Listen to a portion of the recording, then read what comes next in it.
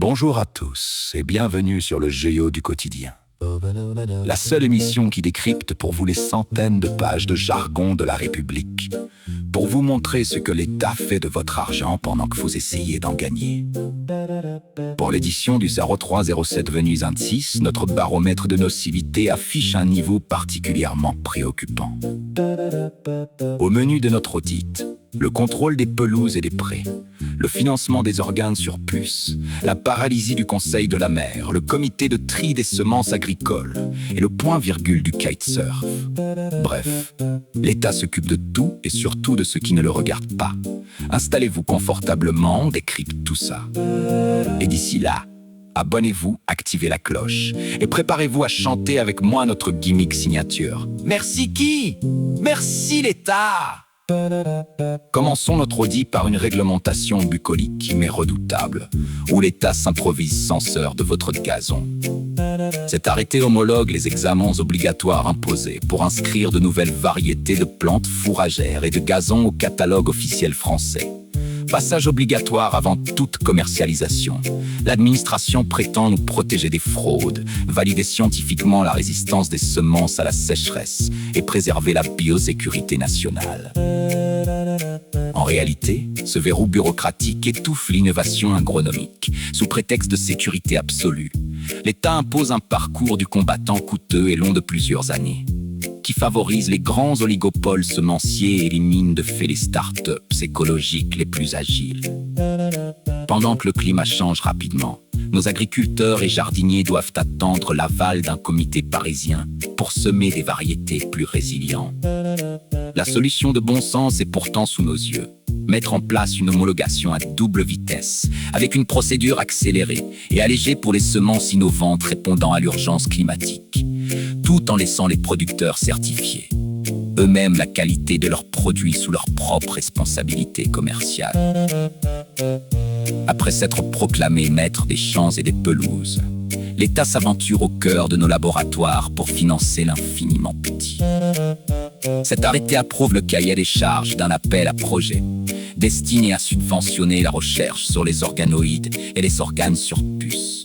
Sous la houlette du plan France donné Stransan, l'administration vante une planification stratégique indispensable sur 10 ans pour préserver notre souveraineté technologique et anticiper l'interdiction de l'expérimentation animale. Mais cette bienveillance cache un piège redoutable. En arrosant le secteur d'argent public, l'État crée un mirage bureaucratique.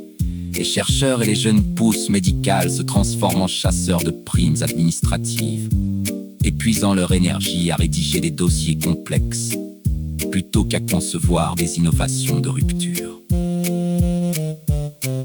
Cette centralisation des financements évince le capital risque privé et fige la recherche sous le contrôle de fonctionnaires déconnectés du marché. La sortie de ce cours libéral est claire. Plutôt que de distribuer des subventions arbitraires, l'État devrait alléger massivement la fiscalité sur l'investissement privé en biotechnologie et instaurer un guichet unique simplifié, exigeant un co-investissement privé majoritaire.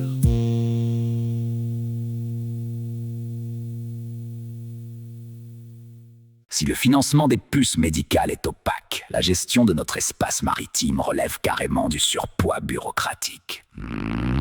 Par décret officiel, le gouvernement vient de nommer les 97 membres du Conseil national de la mer et des littoraux. Cette assemblée pléthorique est censée piloter l'aménagement de nos côtes et concilier les intérêts hautement divergents de la pêche, du tourisme et de l'énergie éolienne. L'administration défend un modèle de concertation démocratique indispensable pour éviter des procédures judiciaires longues et coûteuses. Mais en pratique, réunir 97 personnes pour décider de l'avenir du littoral est la recette idéale pour propager l'immobilisme. Ce paquebot administratif noie les décisions d'urgence dans des débats sans fin et favorise le corporatisme des lobbies déjà installés au détriment des petits pêcheurs indépendants. Le bon sens économique exigerait plutôt de structurer ce conseil en comité restreint et spécialisé au niveau territorial, tout en confiant la gestion opérationnelle de nos côtes à des concessions privées ou locales régies par des contrats clairs et transparents. Pendant que les fonctionnaires tracent des lignes sur les cartes maritimes, d'autres s'arrogent le droit de décider quelles graines ont le droit de pousser dans nos champs. Cet arrêté officiel renouvelle la liste des membres composant le comité technique permanent de la sélection des plantes cultivées. Ce comité fait office de vigile posté à l'entrée de nos potagers et de nos exploitations, triant avec zèle les variétés autorisées au catalogue officiel. Pour les partisans de l'État, ce contrôle strict protège notre sécurité alimentaire contre des semences instables et préserve notre souveraineté génétique. Pour les libéraux, cet entre-soi corporatiste verrouille le marché et ralentit la diffusion de semences résistantes aux sécheresses. Ce micromanagement handicape lourdement nos agriculteurs face au changement climatique. Une gestion saine et pragmatique consisterait à remplacer cette commission publique opaque par une procédure d'homologation simplifiée et accélérée pour les variétés innovantes de niche, tout en laissant les agriculteurs libres de tester de nouvelles semences sous leur propre responsabilité, sans dépendre du bon vouloir de la bureaucratie agricole parisienne. Après avoir réglementé la nature et nos récoltes, la bureaucratie s'attaque à la grammaire de nos loisirs maritimes. Cet arrêté modifie un simple point-virgule et un tiret dans le texte réglementaire régissant le diplôme d'état de kitesurf et de wingfoil. Ce micro-ajustement d'une précision toute chirurgicale montre à quel point l'administration se perd dans les détails insignifiants.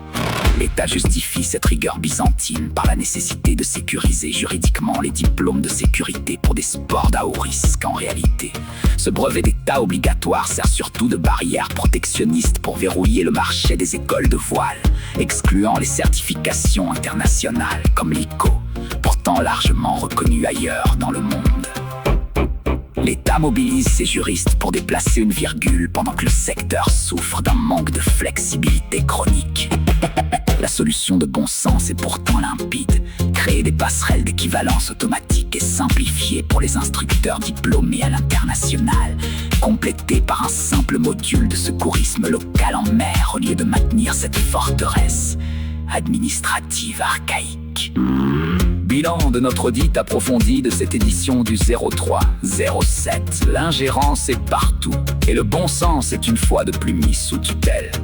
Nous avons vu l'État s'ingérer dans le contrôle des pelouses et des prés, geler les organes sur puce, recruter le conseil de la mer et verrouiller le tri des semences agricoles.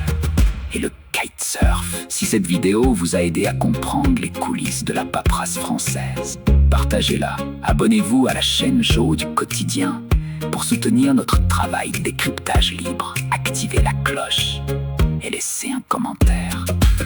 Restez libres, portez-vous bien et surtout, merci qui? Merci l'État.